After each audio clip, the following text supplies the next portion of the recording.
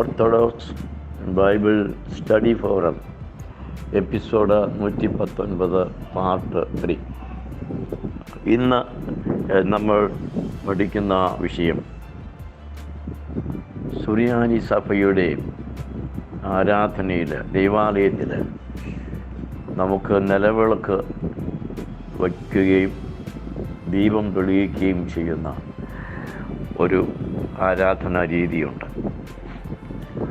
ഇത് ചില സ്വാമിമാർ പറയുന്നത് അമ്പലങ്ങളിൽ നിന്ന് കോപ്പി ചെയ്ത് ഉണ്ടാക്കിയതാണ്. ചില പെന്തക്കോസ്ത് പ്രൊട്ടസ്റ്റൻ്റുകാർ വ്യാഖ്യാനിക്കുന്നത് അങ്ങനെ അമ്പലത്തിലെ വിഗ്രഹമാണ് എടുത്ത് പള്ളിയിൽ വച്ചിരിക്കുന്നത്. ഇതിൻ്റെ വസ്തുതകളെ മനസ്സിലാക്കാതെ സത്യ ആരാധനയുടെ മഹത്വം മനസ്സിലാക്കാതെയാണ് ഇവരൊക്കെയും ഈ വിധമായ ആരോപണം ഉന്നയിക്കുന്നത്. ദൈവാലയത്തിൽ എന്തെല്ലാം ഉണ്ടാക്കണം എന്ന് ദൈവമായ കർത്താവ് മോശയ്ക്ക് പർവ്വതത്തിൽ വെച്ച് കാണിച്ചു കൊടുത്തിട്ടുണ്ട്. അങ്ങനെ പർവ്വതത്തിൽ വെച്ച് കാണിച്ച് കൊടുത്ത പ്രകാരമാണ് ദാവീദും ശലോമോനും മോശയുടെ കാലത്ത് സമാഗമന കൂടാരവും ഉണ്ടാക്കിയത്.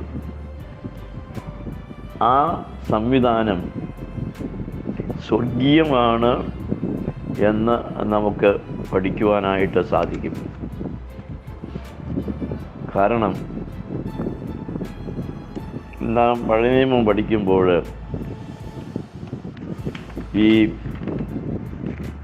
നിലവിളക്കിനെ കുറിച്ച് അതെങ്ങനെ ഉണ്ടാക്കണമെന്നും അതിൻ്റെ ദീപം എങ്ങനെയായിരിക്കണമെന്നും മറ്റ് വളരെ വ്യക്തമായി പറഞ്ഞ് കൊടുത്തിട്ടുണ്ട്. പുറപ്പാട് പുസ്തകം 25-ാം അധ്യായം 40 മുതലുള്ള വാക്യം നമ്മൾ വായിക്കുക. അപ്പോൾ നിലവിളക്കിൻ്റെ ശരിയായിരിക്കുന്ന വർണ്ണന നമുക്കവിടെ കാണുവാൻ സാധിക്കും.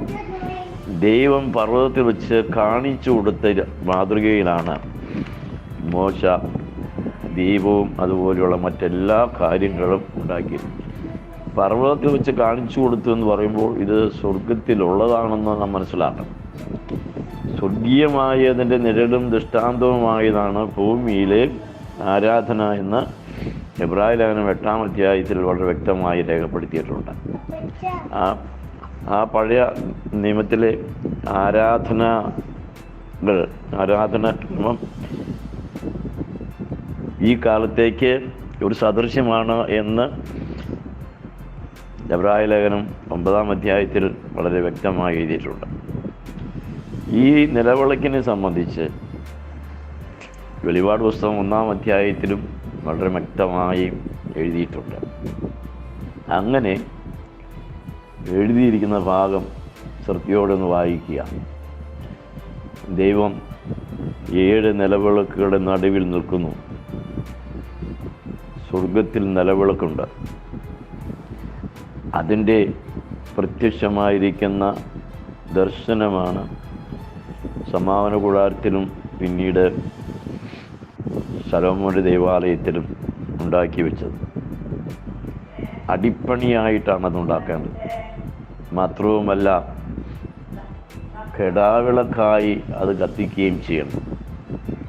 കെടാവിളക്കെന്ന് പറയുമ്പോൾ കെട്ടുപോകാതെ എപ്പോഴും കത്തിക്കൊണ്ടിരിക്കണം.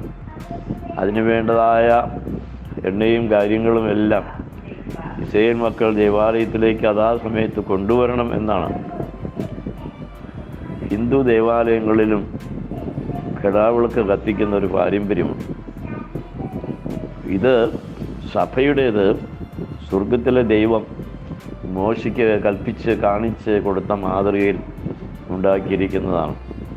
കഴിഞ്ഞ ലക്കത്തിൽ നാം ചിന്തിച്ചതുപോലെ ഇതൊന്നും വിഗ്രഹമല്ല. വിഗ്രഹമാകുന്നത് അഹ്റോൻ്റെ കാളയാണ്. അത് മിസ്രയീമിൽ ഞങ്ങൾ കൊണ്ടുവന്ന ദൈവമെന്ന് പറഞ്ഞ് പ്രതിഷ്ഠിക്കുകയും ആരാധിക്കുകയും ചെയ്തു. എന്നാൽ ശലോമോൻ്റെ 12 കാളകളും മറ്റ് അനവധി വിഗ്രഹങ്ങളും മോശമുണ്ടാക്കിയ വിതറസർപ്പവും ഇതൊന്നും വിഗ്രഹമല്ല. കാരണം അത് ദൈവത്തിൻ്റെ സ്വരൂപവും പ്രതീകവുമായിട്ട് ഉണ്ടാക്കുകയോ പ്രതിഷ്ഠിക്കുകയോ ചെയ്തിട്ടില്ലാത്തതിനാൽ അതൊരിക്കലും ഒരു കൽപ്പന ലംഘനമാകുന്നില്ല. അവിടെയെല്ലാം ദൈവം കൽപ്പിച്ച പ്രകാരം ചെയ്തപ്പോൾ ആ ജനത്തിന് അനുഗ്രഹമുണ്ടായി. ആകയാൽ പ്രിയപ്പെട്ടവരെ, നമ്മുടെ ആരാധനയിൽ യാതൊന്നും ഹിന്ദു ആരാധനയിൽ നിന്ന് നമ്മൾ കടമെടുത്തുണ്ടാക്കിയിട്ടുള്ളത് അല്ല. പക്ഷേ വിളക്കുകളുടെ പാറ്റേണിനകത്ത് ചില സാദൃശ്യം കണ്ടുവന്ന് വരാം. എന്നാൽ നിലവിളക്ക് സ്വർഗത്തിലുള്ളതും ദൈവം ആ നിലവിളക്കുകളുടെ നടുവിൽ നിൽക്കുന്നവനും ദൈവാലയത്തിൽ രാപകൽ കെടാതെ ഈ നിലവിളക്ക് കത്തിച്ചു കൊണ്ടിരിക്കേണ്ടതുമാകുന്നുവെന്ന ദൈവ കൽപ്പന നാം തിരിച്ചറിയുമ്പോൾ സത്യ ആരാധനയിൽ നിലവിളക്കിനുള്ള പ്രാധാന്യം നമുക്ക് മനസ്സിലാക്കുവാൻ സാധിക്കും.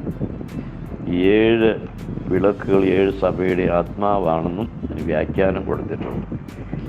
അതുകൊണ്ട് മറ്റുള്ളവരെ സഭയ്ക്കെതിരായി പ്രചരിപ്പിക്കുന്ന അവാസ്തവമായ കാര്യങ്ങൾ കേട്ടിട്ട് ആരും ചഞ്ചലപ്പെടേണ്ടതായിട്ടില്ല.